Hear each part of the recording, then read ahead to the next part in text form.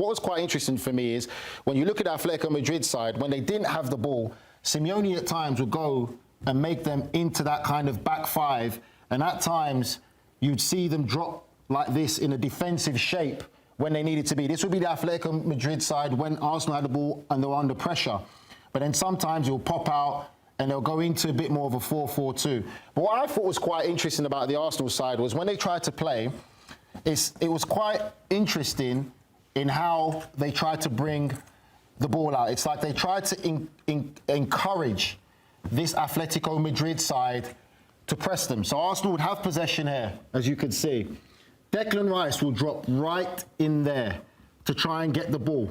Lewis Skelly would either be on that side or this side here. And they'll try and encourage Atletico Madrid midfielders more so. They wanted them to try and press to see if they'll get caught up in there.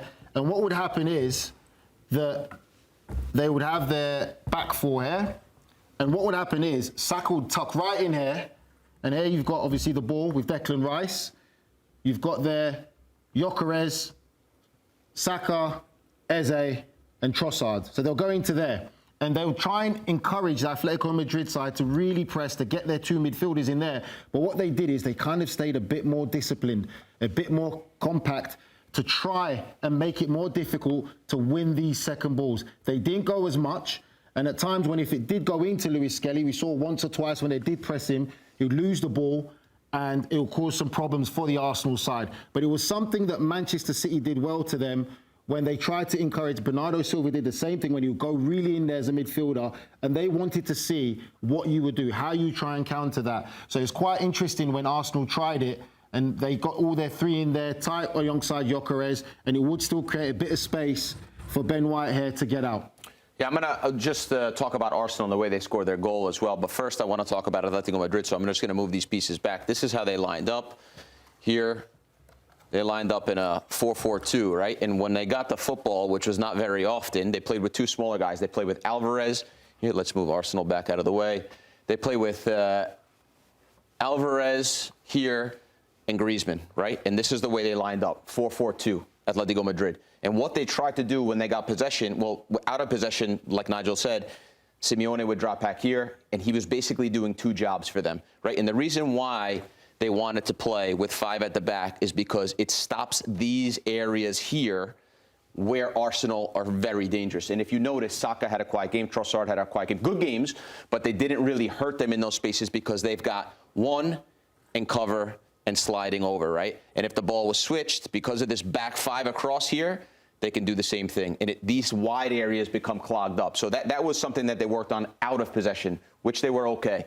In possession, they moved back to this 4-4-2, right?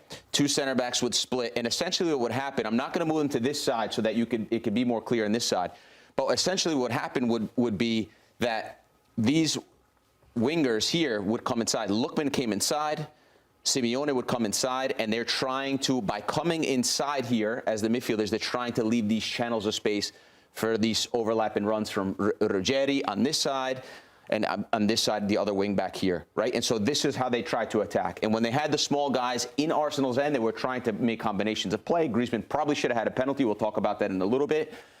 And then after that, they would stay these guys home. They put Sorloth in, and they tried to go longer. They tried to play lower passes, so drop these guys lower, play a couple small passes. Arsenal would press them. They tried to go long into Sorloth, but it didn't really work. Now, how the goal happens, and we'll talk a little bit about Arsenal's movement. I thought this was really interesting, too. Atleti's back five here, right? And then they moved to a 5-4-1. That's where they were, okay? And Arsenal, what they did when they had possession, to build on Nigel's point earlier, is, and again, I'm not going to move them over here so that you can see what we're trying to talk about. This is the football here, fine. What Arsenal was doing when they had possession is they want to get their danger men on the football, right? They want to get these guys in the football. Saka and Trossard, these are their most fundamental players. They are a team that plays with the wingers, right? And Saka, arguably their best player when he's on and when he's fit. So what they did was, opposite of Atletico Madrid, what they did was instead of taking these guys inside so that these guys can use that channel, the fullbacks, they would take Calafiori, that was right here, and they would push him up into the midfield here.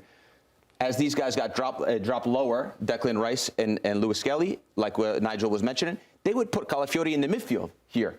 And this would allow for guys from Atletico Madrid trying to account for these numbers in the midfield would allow for Trossard to come here. And again, on the flip side, Ben White would come in here, and it would allow Saka to stay here. And what happens when this happens, as you can see, is the width that Arsenal is able to create. And the reason why they're trying to create width is to stretch this back line out, right? Because the more they stretch, these gaps become a little bit bigger. And as they did that, Gyökeres, the center forward for Arsenal here, was with a good pass and a well-timed run, was able to get in behind, even the five-man back line, as these lines started to open up. And then they're able to get these guys crashing inside the box. Eze was in the box as well, and they're able to get these guys here. Now, lastly, my last point here is Arsenal, when they had the football, like we're saying. So Gyökeres is in the middle, Eze was up there with him, Saka was wide.